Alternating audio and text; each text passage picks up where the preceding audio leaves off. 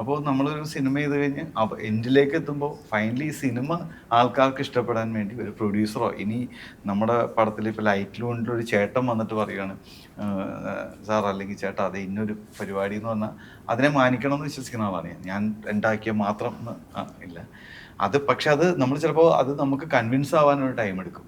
Means ആ സമയത്തുള്ള ചില തർക്കങ്ങളുണ്ടാവും. അതല്ലെങ്കിൽ ചില സമയത്തൊക്കെ പെട്ടെന്ന് കൺവിൻസ് ആവും. ചിലപ്പോൾ നമുക്ക് അക്സെപ്റ്റ് ചെയ്യാൻ പറ്റില്ല, നമുക്ക് അക്സെപ്റ്റ് ചെയ്യാൻ പറ്റില്ല എന്ന് പറയും. അത് ഒരു ഡയറക്ടർ ഇതാണ് ഫൈനലി. പക്ഷേ പ്രൊഡക്റ്റ് നന്നാവാനാണെങ്കിൽ എല്ലാവർക്കും എല്ലാ സജഷനും ചിലപ്പോൾ പറയാം. 10 പറഞ്ഞാൽ ഏറ്റവും നല്ലത് നോക്കി ചൂസ് ചെയ്യാന്നുള്ളതാണ്. അങ്ങനത്തെ ഡിസ്കഷൻ ഉണ്ടായിട്ടുണ്ട്. അത് അക്സെപ്റ്റ് ചെയ്തിട്ടുണ്ട്, ചിലത് റിജക്ട് ചെയ്തിട്ടുണ്ടൊക്കെ. രണ്ടുപേരുടെയും മനസ്സിനും മൈൻഡിനും തോത്തൊരു കോമ്പിനേഷൻ അല്ലേ, അതാണ് ഇനി കാണാൻ പോകുന്ന ഒരു പ്രോഡക്റ്റ്.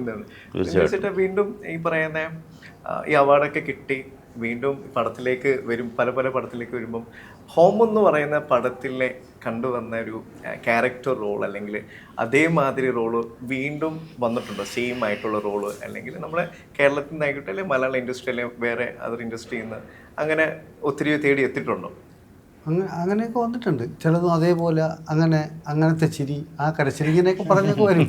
അത് സിനിമയുടെ ഒരു സ്പെസിഫിക് ആയിട്ട് നമുക്ക് മാത്രമുള്ള ബ്രാൻഡഡ് ചിരി അതിനെ അഡ്ജസ്റ്റ് ചെയ്ത് അങ്ങനെ പോവാന്നുള്ളതല്ല.